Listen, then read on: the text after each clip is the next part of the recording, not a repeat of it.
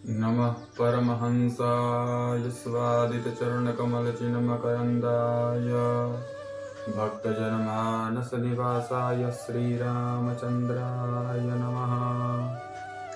ध्येयं सदा परिभवाग्नमभीष्टदोहम् तीर्थास्पदं शिवविरञ्चिनुतं शरण्याम् भृत्यार्तिहं प्रणतपालभवाब्धिपोता वन्दे महापुरुषते चरणारविन्दं। वंशे विभूषितकरा नवनीरदाभा पीताम्बरा दुर्लभिम्बफलालोष्टा पूर्णेन्दुसुन्दरमुखादरविन्दनेत्रा कृष्णात् परं किमपि तत्त्वमहं न जाने। नारायणं नमस्कृत्यं नरं चैव नरोत्तमं देवीं सरस्वतीं व्यासं ततो जयमुदीरये।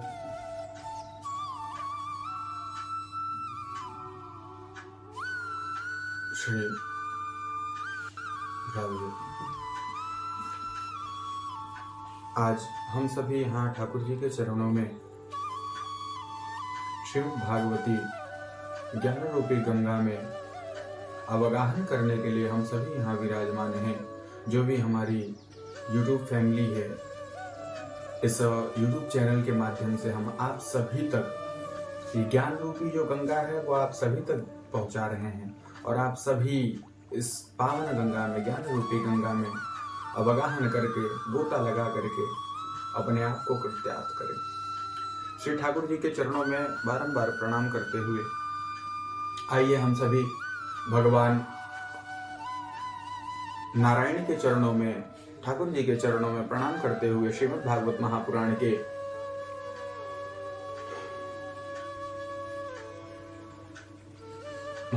के पावन सानिध्य में बैठ करके श्रीमद् भागवत महापुराण कथा का श्रवण करते हैं। श्री हमारे ठाकुर जी इतने कृपामयी हैं, इतने करुणामयी हैं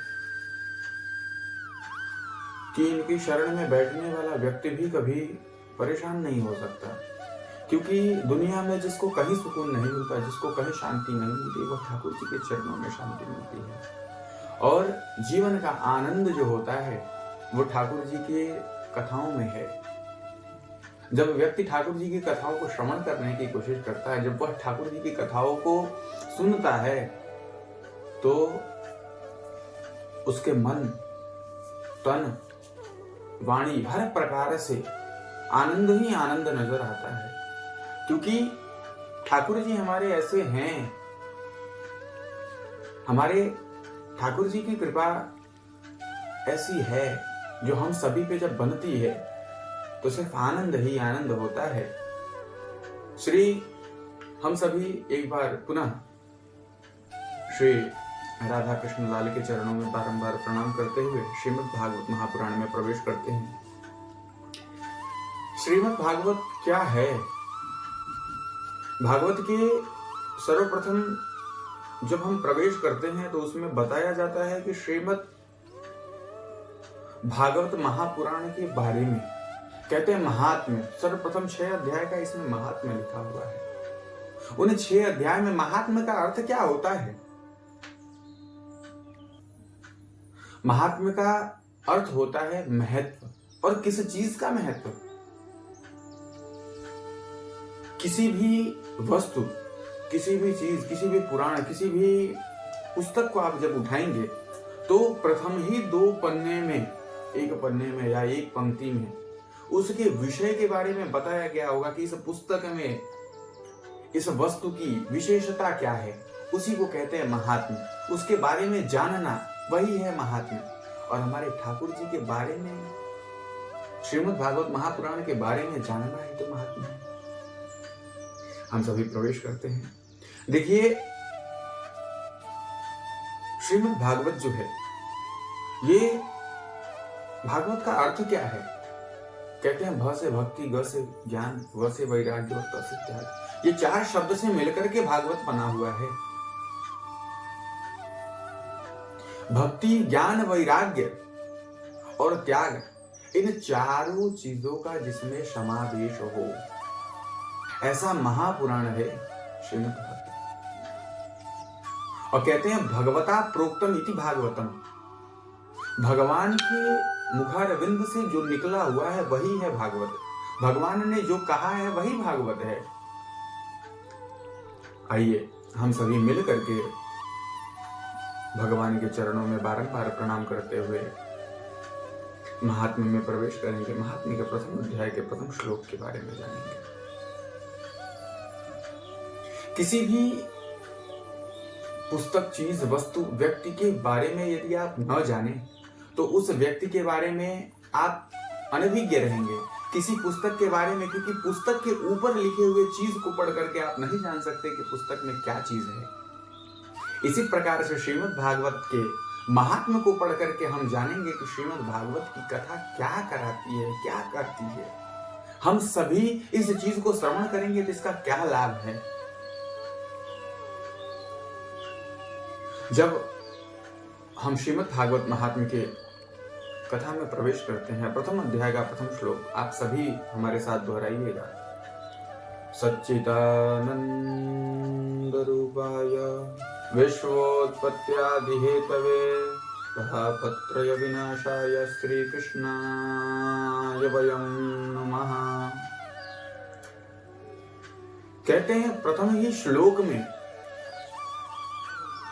कि सच्चिदानंद रूपाय विश्वोत्पत्त्यादि हेतवे, भगवान के स्वरूप के बारे में वर्णन किया गया है श्रीमद् भागवत के महात्म्य के प्रथम श्लोक में कि ठाकुर जी का स्वरूप कैसा है, क्या है ठाकुर जी के स्वरूप में, किस प्रकार से हैं, करते क्या हैं, रहते कहां हैं, किस प्रकार से, उनका कार्य क्या है, स्वरूप क्या है। तो कहते हैं सच्चिदानंद रूपाय, भगवान सच्चिदानंद स्वरूप हैं। तो सच्चिदानंद का अर्थ क्या है? सत घन, चित घन, आनंद घन। घन मतलब होता है घनीभूत, जहां किसी और का प्रवेश ना ही हो सके। हमारे ठाकुर जी ऐसे हैं। सत घन अर्थात सत्य घनीभूत है, जहां असत्य का प्रवेश ही ना हो सके, सत्य में असत्य का प्रवेश ना हो सके, ऐसे हैं हमारे ठाकुर जी। सत्य स्वरूप हैं। ऐसे सत्य स्वरूप ठाकुर जी के चरणों में बारंबार प्रणाम करते हैं। और सच्चिदानंद चित्त स्वरूप हैं। चित्त का अर्थ होता है प्रकाश, प्रकाश स्वरूप है भगवान। भगवान ऐसा प्रकाश, चित्त ऐसा घनीभूत जिसमें अंधकार का दूर दूर तक नामो निशान ना हो। प्रेम से बोलो राधे राधे। ठाकुर जी चित्त स्वरूप हैं। और क्या है? आनंद। ठाकुर जी आनंद के भी स्वरूप में हैं। और आनंद क्या ही कहें। हमारे जीवन में हम सभी को लगता है कि आनंद किस चीज से आता है, क्या है आनंद? आनंद के विषय में बताया। और व्यक्ति आनंद के विषय में मैं कहूं तो सोचता है व्यक्ति कि सुंदर सुंदर व्यंजनों का आहार हो जाए तो आनंद आ जाए। क्या यही आनंद है?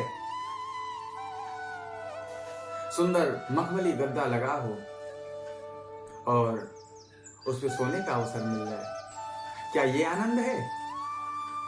आप बाहर गर्मी से आ रहे हैं और अंदर एसी चल रहा हो, क्या यह आनंद है? यदि यह आनंद है तो वही एसी जब गर्मी आती है तो क्यों नहीं लोग चलाते? जब गर्मी रहती है तो चलाते हैं, जब ठंडी आती है तो क्यों नहीं चलाते? यदि वह आनंद है तो हर समय क्यों नहीं रहता? वह आनंद नहीं है। यदि निद्रा में आनंद है तो फिर 24 घंटे आप सोए क्यों नहीं रहते? हर समय क्यों नहीं सोए रहते हैं ना? क्योंकि वह आनंद नहीं है, वो सब क्षणिक है। भोजन करके यदि आपको आनंद आता है तो फिर भोजन करने के बाद पुनः भोजन की इच्छा क्यों होती है? यदि वह आनंद है, आपका पेट भरा रहे और आपसे कोई कहे फिर खा लो, तो वह आनंद होता तो आप पुनः ले लेते। लेकिन इच्छा नहीं है तो नहीं लेना चाहेंगे, तो वह आनंद नहीं है। हर चीज, हर शब्द का उल्टा कुछ ना कुछ होता है। जैसे सत्य का उल्टा असत्य होता है, पृथ्वी का आकाश होता है, सही का गलत होता है, लेकिन आनंद का भी उल्टा कुछ होता है। आनंद का उल्टा कुछ नहीं होता। आनंद सदैव परमानंद में परिवर्तित होता है। दिने दिने नवम नवम, हर दिन आनंद एक नए प्रकार से आप सभी के बीच में प्रस्तुत होता है। ठाकुर जी के जब आप भजनों में लग जाएंगे ना, तो वह आनंद आप सभी को प्राप्त होगा। तो ठाकुर जी कैसे स्वरूप हैं? आनंद स्वरूप, सच्चिदानंद स्वरूप हैं भगवान। तो स्वरूप तो ऐसा है। भगवान करते क्या हैं? तो बोले विश्वोत्पत्त्यादि हेतवे, विश्व की उत्पत्ति करते हैं, विश्व का पालन करते हैं और विश्व का प्रलय कर देते हैं। भगवान की एक मुस्कुराहट से सृष्टि का सृजन होने लगता है। एक मुस्कान से सृष्टि का सृजन होने लगता है। और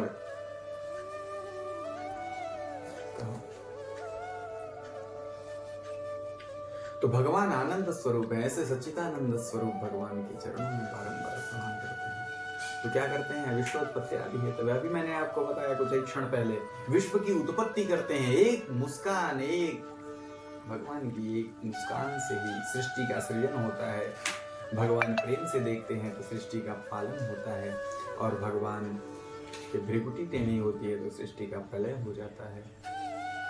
विश्वोत्पत्ति आदि हेतवे।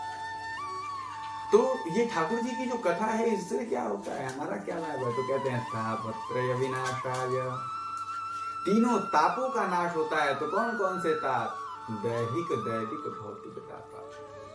तीन प्रकार के ताप होते हैं, दैहिक, दैविक और भौतिक। दैहिक ताप जो आपके शरीर में मिला हुआ कष्ट है, दैविक ताप प्रभु के द्वारा दिए गए कष्ट, भौतिक ताप प्रलय इत्यादि के ताप, ये सबका नाश होता है। तापत्रय विनाशाय श्री कृष्णाय वरदाय, ऐसे श्री कृष्ण के चरणों में बारंबार प्रणाम करते हैं। बोल राधे राधे।